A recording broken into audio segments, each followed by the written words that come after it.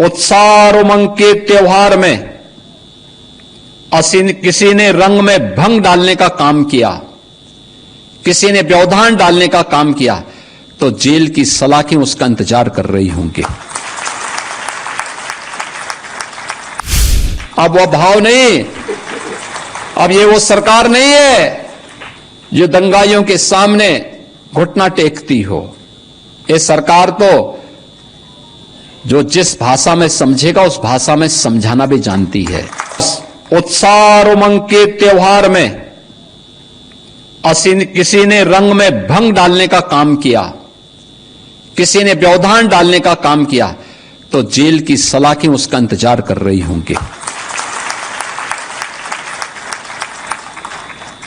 और कोई भी होगा उसको अंदर ठूंसने में बहुत देर नहीं लगेगी।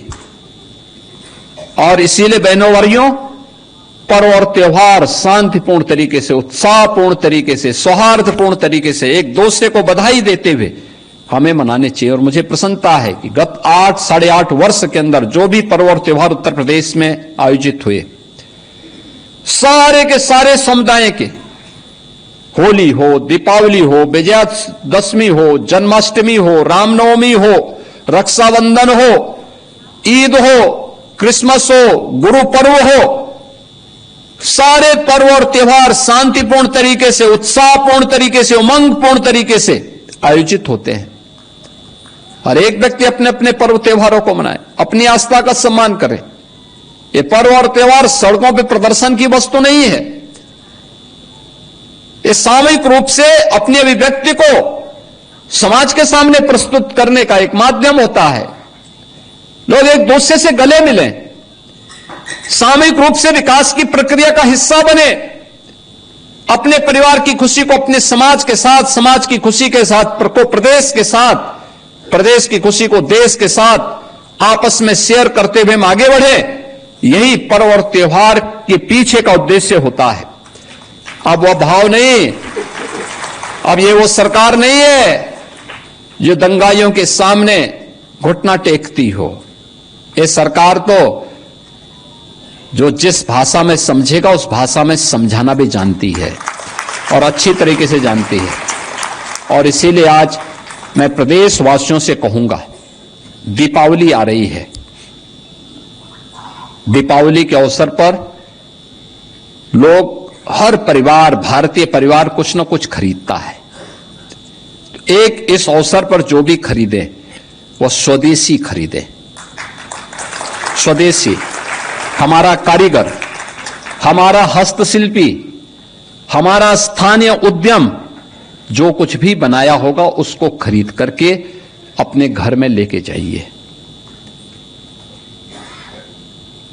हमारे घर में दिया जलेगा दीपावली का तो हमारे ही कुम्हार के द्वारा बनाया गया दिया होना चाहिए।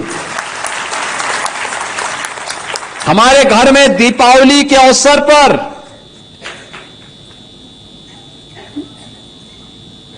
लक्ष्मी गणेश जी की जो मूर्ति बनेगी वह भी हमारे ही कारीगर के द्वारा बनाई जानी चाहिए, कहीं विदेश से नहीं आना चाहिए। वो हम किसी को उपहार भी दे रहे हैं, अपने हित मित्र को, शुभचिंतक को, नातेदार, रिश्तेदार को, वह भी स्वदेशी होना चाहिए, वह भी स्वदेशी होना चाहिए। और स्वदेशी ही आपको गिफ्ट भी देना चाहिए किसी भी आयोजन के अवसर पर। ये पैसा अगर मुनाफा जाएगा हमारे कारीगरों के हाथ में जाएगा, हस्तशिल्पियों के पास जाएगा, हमारे श्रमिकों के पास जाएगा, तो समृद्धि उनके पास भी आएगी। और समृद्धि उनके पास भी आएगी तो यह समृद्धि देश के काम आएगी, देश के काम आएगी। विकसित भारत बनेगा। विकसित भारत के लिए हम सबको सामूहिक रूप से प्रयास करना होगा। और दूसरा,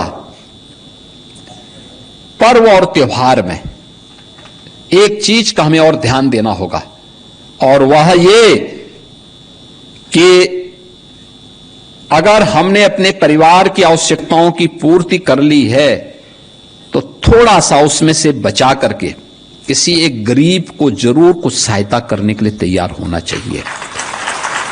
आपकी बगल में, याद करिए ना, याद करिए, अंत्योदय के प्रणेता पंडित दीनदयाल उपाध्याय जी अपने जीवनी में एक बात लिखते हैं। उन्होंने कहा, एक आचार्य शंकर के बारे में उन्होंने इस बात को कहा था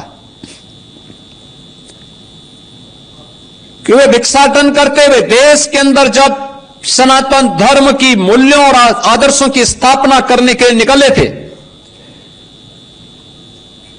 तो पूरे देश के अंदर भ्रमण कर रहे थे, और उस समय वो एक बड़े घर के सामने गए। सन्यासी के लिए आवश्यक होता है कि वह दिन में एक बार भिक्षा लेगा, लेकिन किसी एक घर से। तो स्वाभाविक रूप से देख करके गए बड़े घर के पास भिक्षा लेने के लिए। उन्होंने भिक्षाम देही का अपने मुंह से उच्चारण निकाला। एक सन्यासी को सामने देख करके घर की महिला भिक्षा लेकर के निकली, लेकिन इससे पहले कि भिक्षा उनके पास जाती, उनकी झोली में जाती, उन्होंने देखा कि इस बंगले के ठीक सामने एक गरीब कढ़ा रहा है। तो उन्होंने अपनी झोली को बंद कर दिया, भिक्षा नीचे गिर गई। परिवार के मुखिया ने कहा, ये सब आप क्या कर दिए? उसने कहा, नहीं, मैं आपके यहां का भिक्षा नहीं ले सकता। कहा, क्यों? कहा कि मैं भागीदार बन जाऊंगा, मैं आपके पाप में भागीदार बन जाऊंगा। कहा, कैसे? कहा कि ये भिक्षा आप मुझे देना चाहते हैं, आप ये दिखावा करना चाहते हैं। इस सामने आपके घर के सामने एक व्यक्ति भूखों मर रहा है, आप पहले उसको खिलाइए। जब वो व्यक्ति सुख और शांति से अपना जीवन यापन करना शुरू कर देगा तो आपकी भिक्षा लेने के लिए मुझ जैसा सन्यासी भी आ जाएगा। मैं भूखा रह सकता हूं, लेकिन मैं किसी भी ऐसे घर से भिक्षा नहीं लूंगा जिस घर में किसी गरीब के प्रति संवेदना न हो।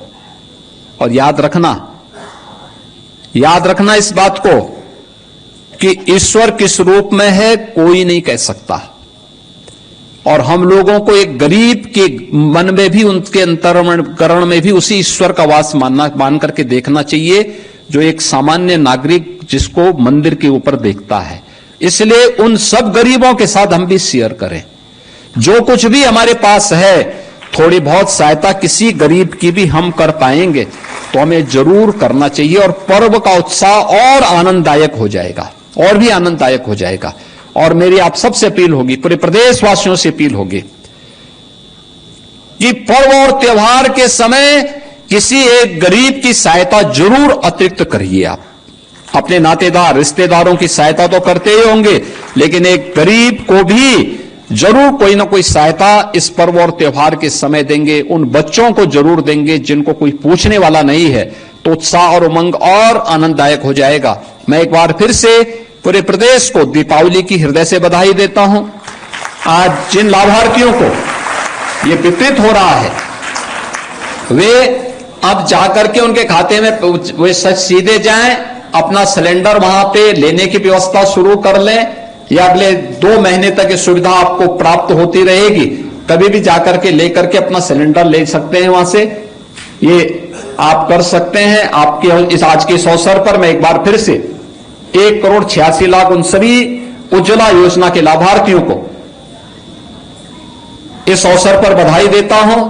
दीपावली की मंगलमय शुभकामनाएं पूरे प्रदेशवासियों को देते हुए वाणी को विराम देता हूं। धन्यवाद। जय हिंद।